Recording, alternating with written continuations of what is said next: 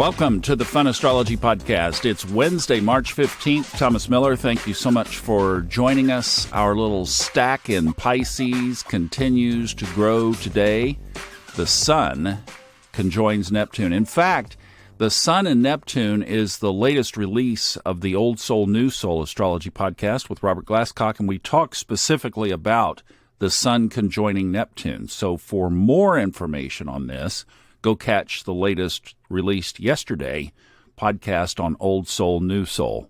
Basically, we talk there more how thematically this plays into your life, and it's a short one. It's like 10 or 12 minutes, so I'll refer you to that. But what I'm going to talk about here is more how this plays out in an aspect for all of us. You know, it's kind of funny because as I've been hearing from some of you, especially those of you who are teachers or have kids at home, you are saying, what do I do to get my kids more grounded? Well, we have the Sun in Pisces conjoining Neptune. Happens once a year, not every year in Pisces, obviously, but right now. And yes, that is an aspect where you would be looking for creative ways to peel your kids off the ceiling. And not just your kids, your husband, your wife, your coworkers.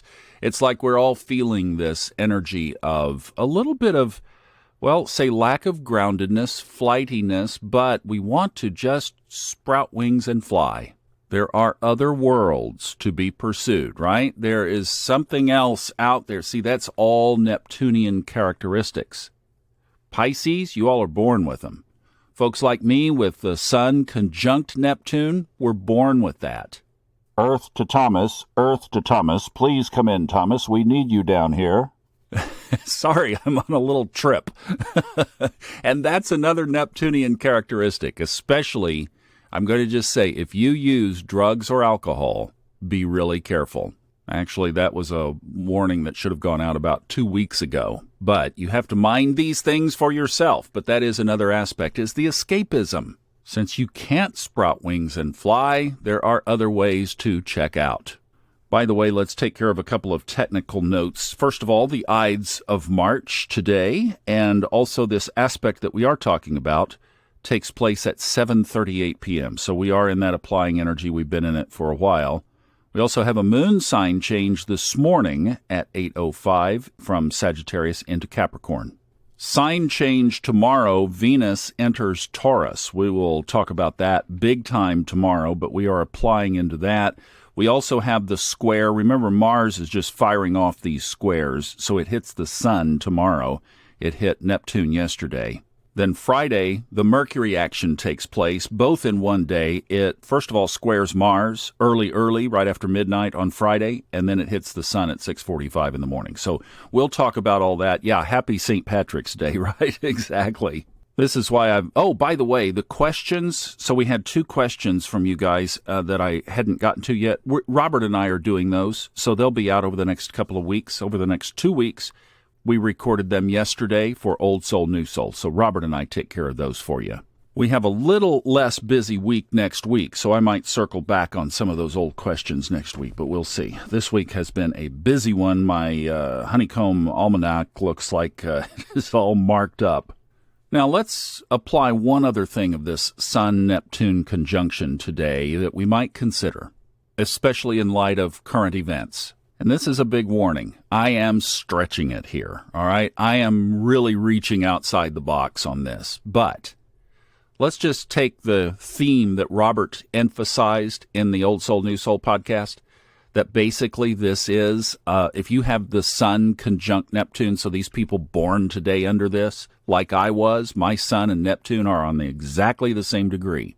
Robert says you might work in the arts. Well, I've started in broadcasting. He says you might work in the ministry. Well, I was going to seminary.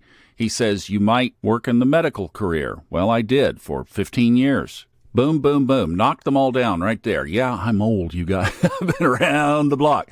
So the other thing, though, that he said is the big thematic issue du jour of this aspect is that you are finding your way back to God. And that is the theme of Liz Green's book, Neptune, Redemption. So let's just think that maybe for all of us, who are sensitive to picking up on energies that are up there so that we can surf them in our own life, like we can pick up on this and we can do something with it, that we are taking this one special day of the year to reflect on our relationship with highest source.